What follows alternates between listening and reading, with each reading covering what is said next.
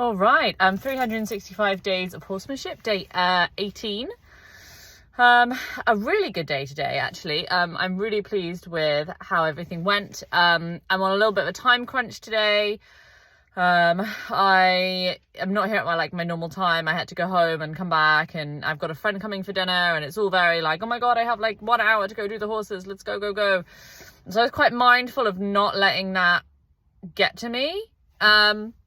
So I went to go get Mia. I knew I wanted to play. But I still had in my head that, I've not got time today. If she says no, we're going to respect it. We're going to do freedom-based training. We're not going to try and push it because I don't have time to correct a mistake if I make one. So I went up to get her, and she was on the hay, but that was really nice. That was I would say 10% improvement. And I know it's not going to be that way every day. But yeah, as I was coming up, I was like, hey, and she was straight up from the hay, looking at me from across the field, oh, hey. And that's a big improvement, it doesn't just go from your horse ignores you to your horse runs across the field, So I was really pleased with that, because that's a big change, even that it's oh, Lucy's here, and it distracts her from that hay for a minute. That's an interesting enough thing for her now, or today. Who knows, might be different tomorrow. But yeah, so that was really exciting. And then so I went to see her, and she wasn't straight off the hay to me, but she was very interactive. It was I had her 30% right from the start, and that's a big improvement. So I didn't want to put too much pressure on her to be kazoom, on me, because it's still a massive improvement, and I was able to move her hindquarters a little bit and have her look at me. And then I was able to move her back a few steps, and then at that point I was able to get the halter over her neck, and then I was able to ask her to put the halter on. Then we put the halter on, and she had a little bit of hay, and then we left. And it was just easy, it wasn't a halter and go, but it was just a nice little conversation. And we walked down together, and yeah, we only stopped once or twice, and she was quite energetic, and it was all good. It was really good energy. So I came up. I didn't do my full by the hay net plats thing just because of the time. And I thought to myself, if that doesn't work out, then I'll just learn that lesson, right? When I have the time, I'll always do it. But, you prepare these things so that you can not use them sometimes, right? It's the best if you can do it every single time, but sometimes you don't have time, right? Today I'm no, that's okay. I don't have time. So I just let her graze for a couple minutes outside the arena while I set up my speaker, and my music, and my videoing and everything, just so that she could have that little experience, have that moment, even if it wasn't as long as it usually is. I took her in the arena. And it was really good. We started off in walk. It was just, again, so dynamic. We started off in walk, and just walking around with the line and just changing direction, and just waiting until she felt better. She was quite dynamic with that, actually, just with me walking next to her on both sides. As long as I didn't walk for too long on one side, and I just kind of kept changing the direction, changing it up, she was quite happy just walking with me continuously. And interestingly, as soon as because then I wanted to work on that shoulder thing where I put my hand on her shoulder, and I just ask her if she can walk with me touching her shoulder and just yielding into me a little bit with the neck. And interestingly, as soon as I started doing that, she needed to stop a lot all the time. And she was even just that little action. So that was interesting. I definitely went on longer with that than I could have done, but I was learning as I was going, and towards the end I was just lowering the pressure a little bit and just putting my hand on and then taking it off, and just putting it on and taking it off. And I think that's what I'll do next time, is I won't expect so much. It kind of feels like I'm going backwards to go forwards, but I think that is good to go backwards to go forwards. I think I need to get really right down to the point where she feels comfortable and say, okay, yes, that's okay. And that's when it will release, right? That brace will release. It's like pulling a knot, if you pull a knot tighter and tighter, you're not going to loosen it. And then if you just loosen it a little bit and then say, oh, well, I should be able to pull it now. Well, actually, no, you need to get right down to that last little knot. And I think that's what's going to happen here, is I'm just going to get right down to that last little piece where it's just like hand on, hand off, hand on, hand off, and that's going to get to be okay. And then it's like hand on and wait. Okay, that's great. Okay, hand on and wait, and a little bit of bend, and just like build it up. That's what I'm hoping. Yeah, so far there's no reason to think that that's not going to work, because that's the strategy I've been taking so far, is just to reduce everything right down. And so far it's been like incredibly progressive, like magically progressive, like suddenly we've got all this stuff going on. Yeah, so that was good. Got a good moment there. And I think I've got a better plan to come back with that tomorrow or the next day, whenever we get back in the arena. And then we went up to, so then we took the halter off, went to Liberty. And so I was skipping around. I'm really unfit at the moment. And I have some knee issues. So running is a bit challenging for me, but I can skip.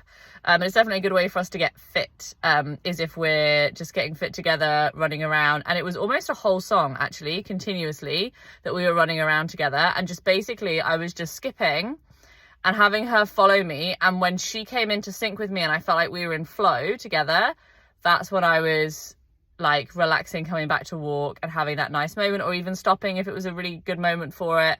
But yeah, for like almost a whole song we were doing that. That was very cool. I was really happy with that. Really happy with that. Definitely, I was just watching it back actually, because I videoed, and definitely watching it back, I can see there are a couple of moments that I missed, and my timing wasn't very good, and I missed where she connected with me, and actually that would have been a good moment to stop. So I think I just need to just be a little bit more fluid. Like once I start running or skipping, then just not expecting to do it for so long, like up, and then as soon as it's good, back down again, and then up and then down, rather than like up, because then sometimes I think when you miss that first one, then the second one is not as good. So that's, tricky, definitely a tricky thing to do, but all I can do is watch the videos and try harder, and learn, from what I'm seeing. So so that's the plan. After the trotting, I've been thinking about it. I was talking about it a little bit yesterday with the saddle, and I was thinking about it today, about this whole riding thing, and it's really difficult. Like I was having a conversation with a really good friend of mine about it yesterday, and I definitely feel there's like a pressure, like I have a pressure on myself to get to the doing, to get on board, and get to the doing stuff, because I know that we can do things if I got on her. Like there's no physical reason I can't ride, there's no physical reason why she can't do the riding, but the mental brace is obviously still there. And I was thinking about it today, and I was thinking, okay, I should really find out how she feels about me getting on without the saddle, and find out where we're at. And I've talked a little bit about this idea of like building a house and building the foundations, and like every day you build a brick. Well, I think also in some ways you're not just, unfortunately, I think with youngsters, you're building a house from scratch, right? Like this is a new build, which is why you got to be a really good builder and know about electric stuff and plumbing and building and all this kind of jazz. Whereas with an older horse, or horse with baggage, it's like you're doing a house renovation. And you got to peel it back and see what's underneath and kind of try and fix things and patch it up and make it work, because you can't destroy the whole house. You got to try and renovate. And I feel like with Mia, particularly with the riding, in our relationship with the riding, and probably not everyone is like that with her that's ever ridden her, but definitely I feel like with us, definitely there was some bad decorating that happened last time of the room in the house that belongs to riding. And if I felt like today I just kind of opened the door and was like, how are we feeling? And she was like, no. I was like, okay, that's fine. I was obviously disappointed. I started by like jumping by her side, and she was like, but then I realized that actually probably that would have scared her anyway, even if I'd have like jumped anywhere, just because that's too much, or stressed her because that's too much pressure for her. Like she hates like lots of movement around her at the moment. She's just not ready to deal with that. So I kind of want to take that out of the equation. She likes things to be quiet and slow and calm. So I just took her over to one of the like jumping blocks with like the step ones, and stepped up, and she was like, no, but it was less. But it was interesting because I saw her say no, and then I saw her shut down. And I thought that's really interesting, because I think now, in the past, I'd have pushed it to see if I could have got her to tolerate it, to say, oh my God, I got on. But I didn't want to do that, because I think that it's the decorating equivalent of painting a wall without filling the holes, right? Like you have to fill the holes before you paint, because otherwise, yeah, it's great, you painted the wall, it looks nicer than it did before, but there's still holes in it in the same place that they were before. And I think if I got on now, not only am I gonna like cement that new paint over the holes, and it's just going to be the same, and also I think it's going to undo some of the work I've done in terms of respecting her opinions and giving her that space to feel the way she feels and think about things and build new positive experiences.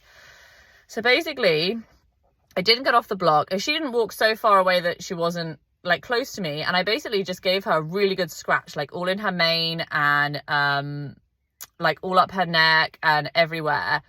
And she went into quite a long freeze standing there. She did come out of it and look around and stuff, but there wasn't really a lick and chew. And I was like waiting and waiting and waiting. And 3 songs went by and we're still there. And I'm thinking, man, like this is long. Like I don't really know, you know. And I really wanted to stay standing there. But my legs were kind of starting to ache because I was like in this weird kind of on the step position. And we weren't really making any progress towards anything. So I sat down and I was just scratching her neck, and then she did finally lick and chew. So I got the halter and I got the halter and I walked with her at Liberty, back to the gate. And when I went to put the halter on, she was really mouthing the halter a lot. And then she had this big release, like licking and chewing and yawning and everything. And that was really great. Yeah, that was really great. It's interesting. I definitely think that with her, I think you can definitely, it's definitely possible to cause her to lick and chew, by fiddling with her mouth. That's definitely something that like relaxes the anxiety, releases that anxiety for her.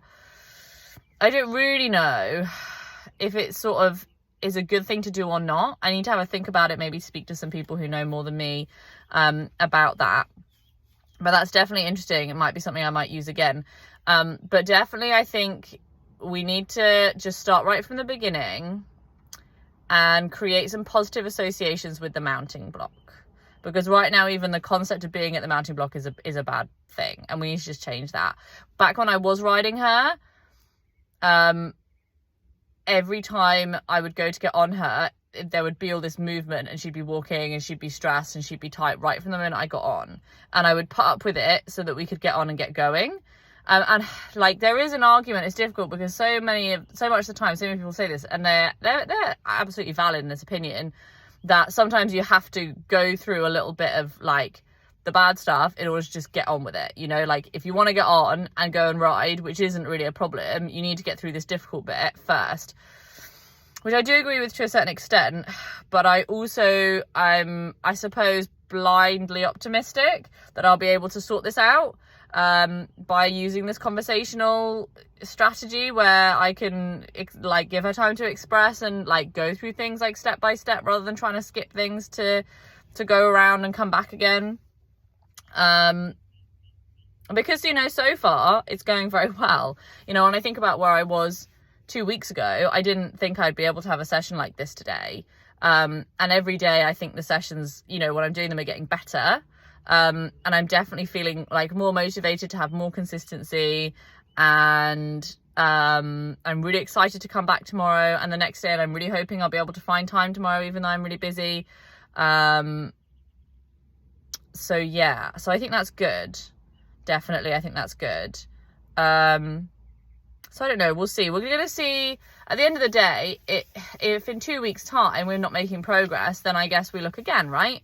But, you know, hopefully I'll be able to be consistent these next 2 weeks again. I mean, that's the plan, you know, and we'll get some more sessions in and we'll just see where we're at, you know, and come back to that in a couple of weeks and see what progress we make. That's definitely something I think I want to do every day. Yeah, come in, do the warm up, look at the shoulder thing, go on, do some liberty, and then chill out at the mounting block. We'll see how that goes. Try that maybe tomorrow or the next day whenever I have a window, and just go with that for a few weeks and see how it goes. Just roll with it, see what happens. Might have to mix it up a little bit of variety for her. I don't know, we'll see what it brings us. We'll see what the world brings us the next couple of weeks. But all in all, really positive. And I really like that pressure's there to get back on. But I know it's the right thing to do, to ignore it and to shut it down in my head and not let myself get overwhelmed by that pressure and make compromises. Like, it's got to be a positive experience and we've got to work within bandwidth. And I think to ignore,